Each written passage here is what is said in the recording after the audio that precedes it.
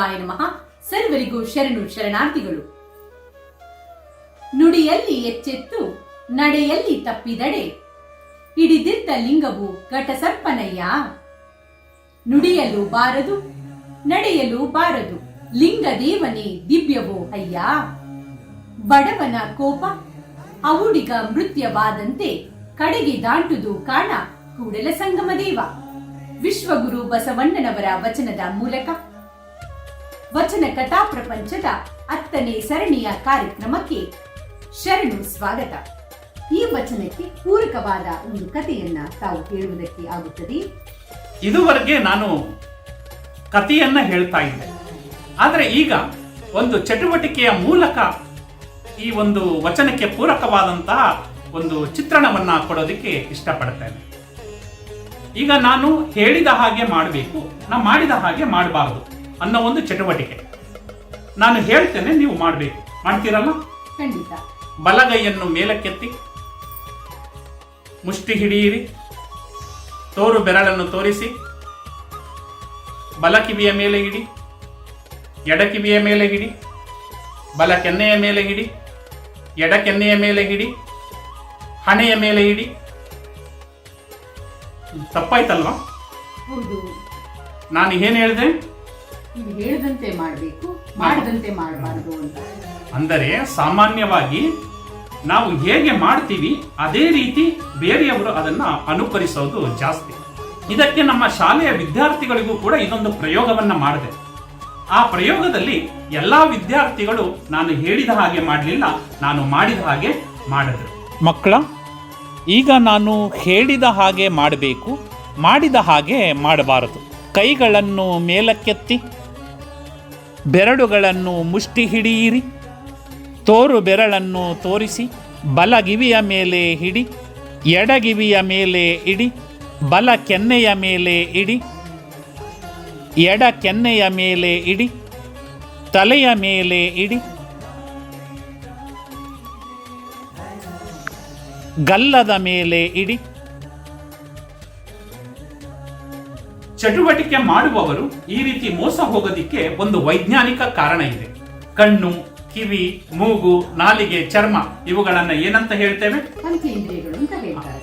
ಆ ಪಂಚೇಂದ್ರಿಯಗಳನ್ನ ಜ್ಞಾನ ವಾಹಿನಿಗಳು ಅಂತ ಕರೆಯಲಾಗುತ್ತೆ. ಹೌದು. ಅಂದರೆ ಕಣ್ಣು ಬೇಗ ಗ್ರಹಿಸುತ್ತೆ, ಕಿವಿ ತಡವಾಗಿ ಗ್ರಹಿಸುತ್ತೆ. ಹೌದು. ಅದಕ್ಕೆ ಶಾಲೆಯಲ್ಲಿ ಯಾವುದಾದರೂ ಒಂದು ಚಿತ್ರವನ್ನ ತೋರಿಸಿದಾಗ ಮಕ್ಕಳು ಬೇಗ ಆಕರ್ಷಿತರಾಗ್ತಾರೆ. ಖಂಡಿತ. ಅದನ್ನ ನೋಡಲು ಬೆಳಕು ಬೇಕು. ಅಂತಹ ಬೆಳಕು 1 ಸೆಕೆಂಡಿಗೆ 3 ಲಕ್ಷ ಕಿಲೋಮೀಟರ್ ಚಲಿಸುತ್ತೆ. ಆದರೆ ಶಬ್ದ 1 ಸೆಕೆಂಡಿಗೆ 331 ಮೀಟರ್ ಮಾತ್ರ ಚಲಿಸುತ್ತೆ. ಆದುದರಿಂದ ಬೇಗ ನಮಗೆ ವಸ್ತು ಕಾಣುತ್ತೆ, ಶಬ್ದ ನಂತರ ಕೇಳುತ್ತೆ. ಅದಕ್ಕೆ ಉದಾಹರಣೆಗೆ ಆಕಾಶದಲ್ಲಿ ವಿಮಾನ ಹೋಗ್ತಾ ಇದೆ. ಆ ವಿಮಾನ ಹೋಗ್ತಾ ಇರುವಾಗ ಮೊದಲು ನಾವು ವಿಮಾನವನ್ನ ನೋಡ್ತೇವೆ, ತದನಂತರ ವಿಮಾನದ ಶಬ್ದ ನಮಗೆ ಕೇಳಿಸುತ್ತೆ. ಹೀಗೆ ದೃಶ್ಯ ಮತ್ತು ಶ್ರವಣ ಒಂದೇ ಸಮಯದಲ್ಲಿ ಘಟಿಸುವುದಿಲ್ಲ. ಯಾರೇ ಚಟುವಟಿಕೆ ಮಾಡಲಿ, ಆ ಚಟುವಟಿಕೆ ಮಾಡುತ್ತಿರುವವರ ಗಮನ ಮೊದಲು ಅವರು ಏನು ಮಾಡುತ್ತಿರುತ್ತಾರೋ ಅದರ ಮೇಲೆ ಹೋಗುತ್ತದೆಯೇ ಹೊರತು ಅವರು ಏನು ಹೇಳುತ್ತಿದ್ದಾರೆ ಅದರ ಮೇಲೆ ಹೋಗುವುದಿಲ್ಲ.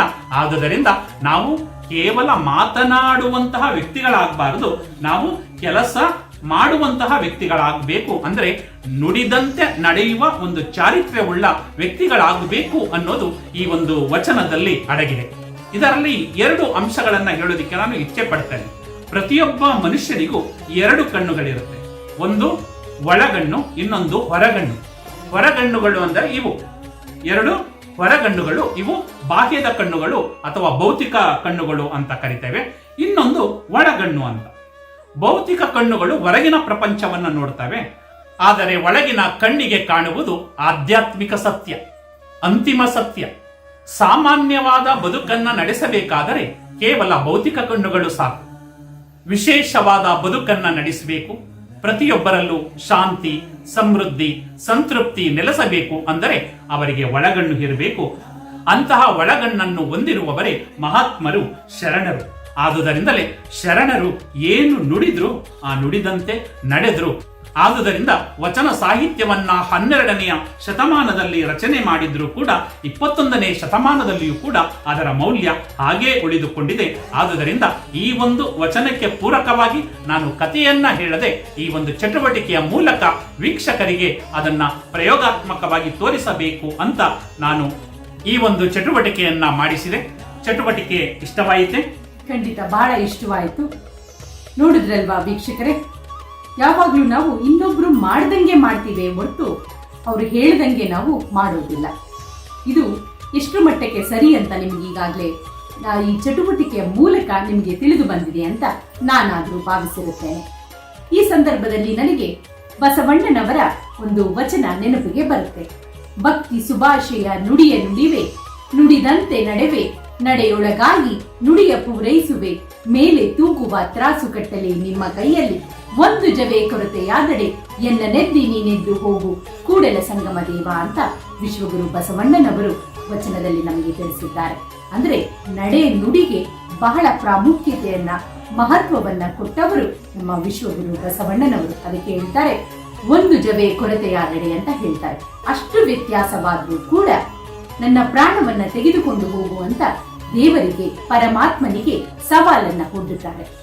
ಅದಕ್ಕೆ ನಾವೆಲ್ಲರೂ ನಡೆ ನುಡಿಯಲ್ಲಿ ಸಾಮ್ಯತೆಯನ್ನ ಹೊಂದಿ ಉತ್ತಮ ಬದುಕನ್ನ ಕಟ್ಟಿಕೊಳ್ಳೋಣ.